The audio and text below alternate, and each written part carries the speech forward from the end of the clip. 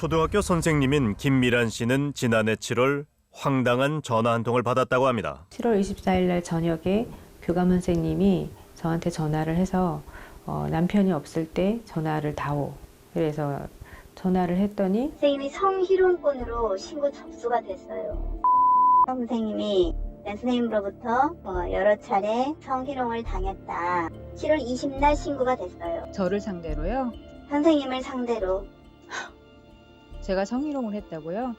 네네. 환영회 때 손을 만졌다. 평소 어깨에 손도 올리고 팔짱도 끼고 또 자기야라는 호칭을 해서 많이 불편했다. 회식을 하고 나서 관사 앞에서 호응을 했다. 치킨집에서 옆에 앉아있는데 팔짱을 껴서 많이 민망했다. 공개 사과를 하고 징계나 전출 조치를 원한다라는. 성희롱이요? 지금 성희롱을 당했다고 지금 신고를 했다고요? 이게 교사들이 할 짓이에요, 교감 선생님? 이게 교사들이 할 짓이냐는 그녀의 말은 대체 무슨 뜻일까요? 1초도 주저하지 않고 이거는 덫이다, 계략이다 라는 판단이 바로 섰습니다. 미란 씨 부부는 모든 게 그녀를 함정에 빠뜨리기 위한 모함이라 주장합니다.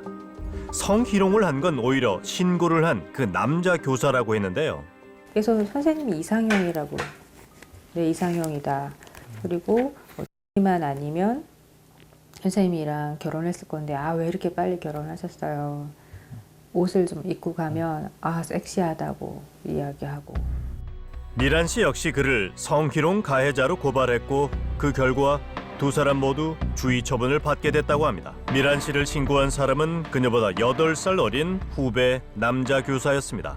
결정적으로 신고를 결심한 건 지난해 7월 회식 자리에서 있었던 일 때문이란 게 그의 주장입니다. 결정적으로 7월 6일 날 행정실 환영회식 때 저를 옆에 앉히시더니 팔짱을 끼고 저한테 기대고 이렇게 있는 상황이에요. 그래서 저는 얼마나 기분이 나빴어요. 새로 오신 분들도 있는데 김미란 선생님이 저한테 성추행이라던가 성희롱 한 걸 본 사람들은 많아요. 그거는 새로 오신 행정실장님도 보셨고요. 그날 현장을 목격했다는 이 학교 행정실장을 만나봤는데요. 그때 김미란 선생님께서 선생님을 약간 좀 도가지가치게 스킨십을 한다던가 어떤 저는 무슨 소리요? 보신 적 없으세요? 네. 없어요. 우리가 만난 다른 교사들 역시 특별한 문제는 느끼지 못했다고 했습니다. 어깨를 이렇게 하면서 힘드시죠 한다든지 여자들한테도 맨날 안아주고 저도 맨날 안아주고 고생한다 뭐 힘들어서 어쩌냐 그런 맥락으로 수고했다 한 거지 남자로 어떻게 그건 아니고 자기야라고 호칭을 했던데 모든 사람한테 그렇게 하세요. 그게 달링이 아니라 3인칭으로서 저한테 자기야 그렇게 하면 안 돼. 문제가 되는 거를 한 번도 느끼지 못했고 그런데 우리는 그 무렵 남 교사로부터 묘한 얘기를 들었다는 선생님 한 분을 만날 수 있었습니다. 회식을 했는데 그때 좀 당시에 좀 술을 많이 먹었는지 속 얘기를 했다. 자기는 그냥 이런 취하고 이런 회식 분위기고 힘들어서 그냥 툭 던진 얘기. 그런데 교장 선생님께서 이렇게 얘기를 했으니 이 사안은 학교장에게 접수가 된 거다라고 하셨어요. 실제로 회식 이후 그의 이름으로 접수됐던 성희롱 신고는 접수된 지 하루 만에 돌연 철회된 사실이 있습니다. 빡빡한 연수 일정 때문에 잠정 철회한 것일 뿐 다른 이유는 없었다는 남 교사. 저 일정 끝나고 나서 바로 얘기하려고 했어요. 네, 연습 끝나고 저는 멈출 생각이 없었어요. 절대로. 하지만 미란 씨의 생각은 다릅니다. 신고 시기가 너무도 절묘했다는 겁니다. 사실 그녀는 교사인 동시에 이 학교 2학년 학생의 학부모입니다. 이 학교로 전학 온 후 아들이 친구들로부터 괴롭힘을 당해왔고 그 때문에 지난 7월 18일 학교 폭력 피해를 신고 접수했다는데요. 그리고 이틀 만에 자신이 성추행 가해자로 신고됐다는 통보를 받은 겁니다. 성추행 공방과 학교 폭력 사건. 겉보기엔 서로 무관해 보이는 이 두 사건을 미란 씨는 결코 떼어서 생각할 수 없다고 말합니다. 교장 선생님과 나눈 이 대화 때문이라는데요.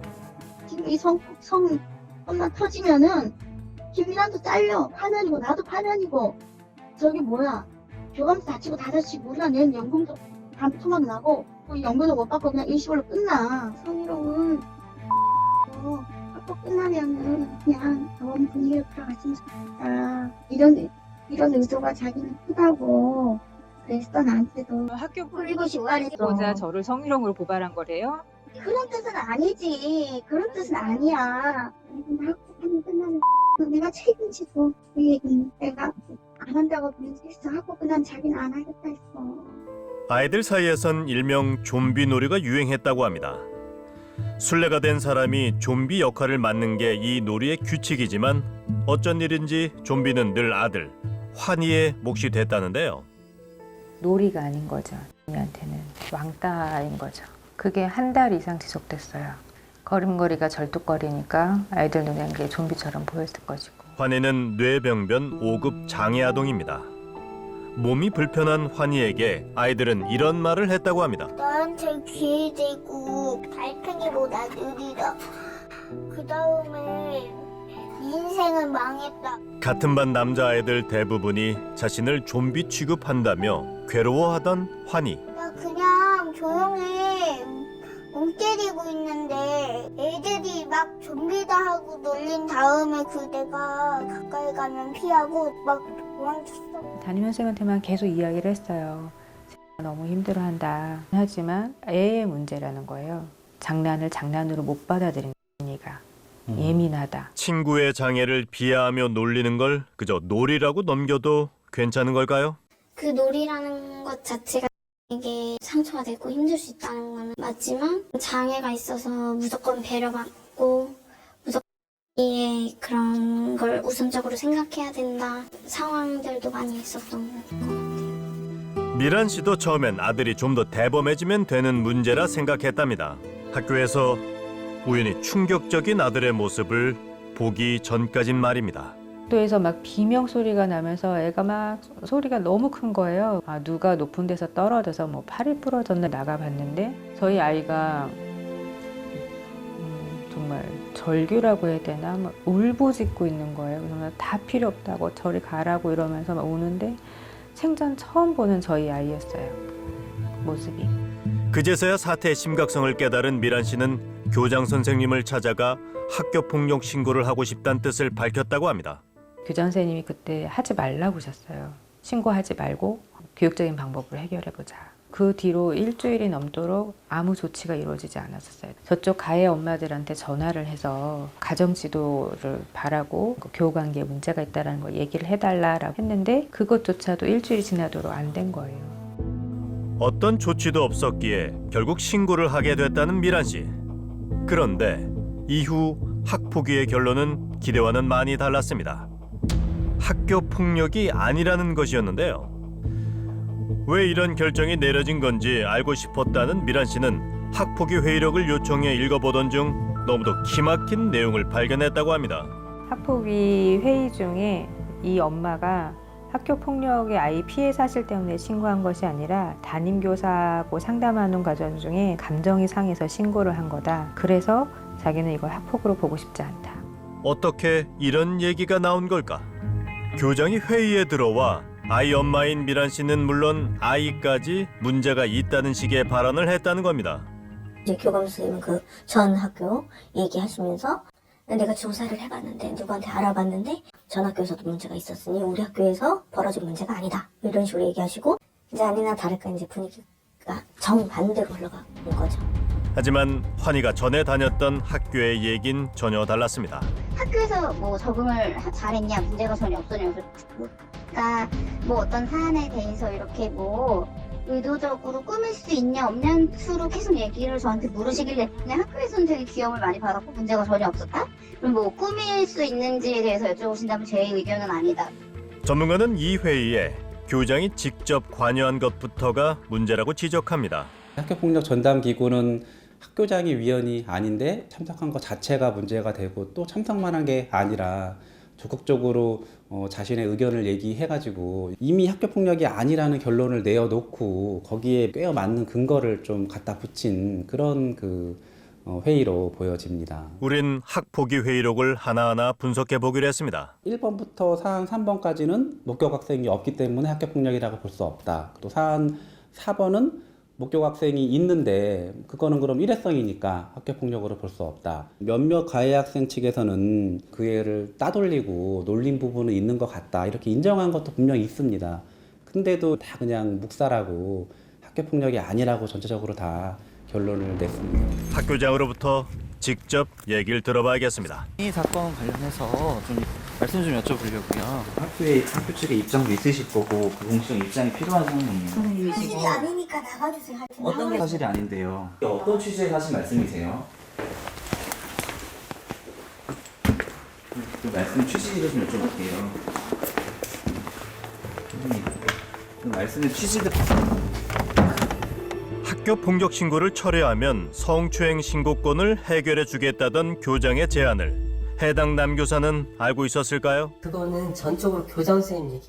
교장 선생님이 했던 행동들에 대해서 그거는 교장 선생님 가지고 나가실 부분이고 제가 왜 그것까지 얹어가지고 선생님 입장에서는 학폭과는 전혀 네, 전혀 상관없는 내용이에요. 물론 시기적으로는 그렇게 오해를 살 수 있다고 생각하는데 제가 피해받은 사실이나 이런 부분은 좀 알아주셨으면 좋겠어요. 교장의 제안은 자신과는 무관하다며 핏대를 세우는 남교사.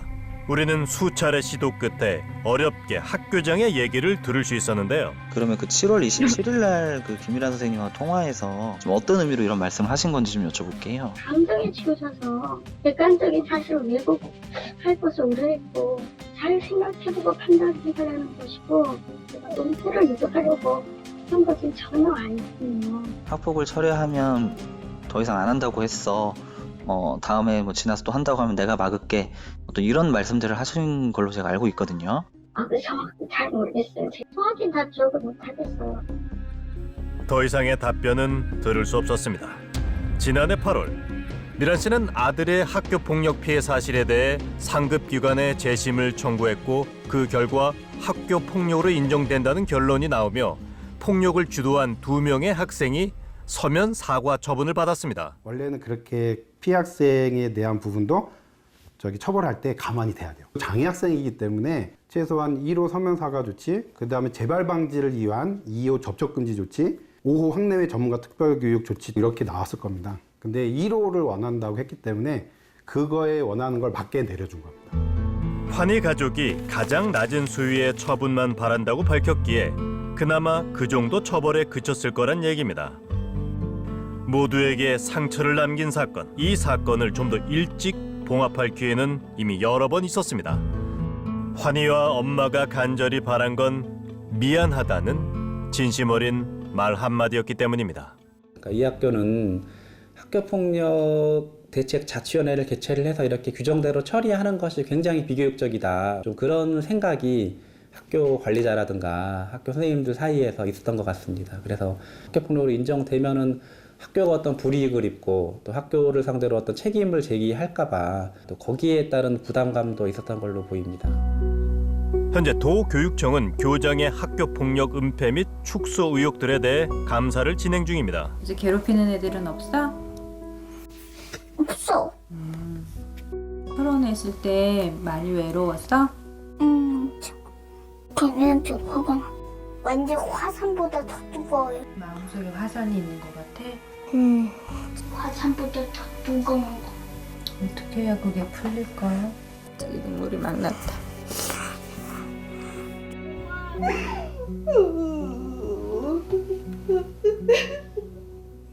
앞으로 또 어떤 일들이 기다리고 있을지 엄마도 두렵기는 마찬가지입니다. 저는 우리 반 엄마들이나 애들한테 학교에서 애들은 행복해야 된다고 그러는데 정작 내 아이는 얼마나 슬펐을까. 그 학교 학생이었는데 이나 저나 정말 그냥 버려진 것 같아서. 하지만 불편한 건 부끄러운 게 아니라고. 남들보다 늦더라도 끝까지 걸어가면 된다고 아들에게 당당히 말해주기 위해서 엄마는 아직 이 싸움을 멈출 수가 없습니다.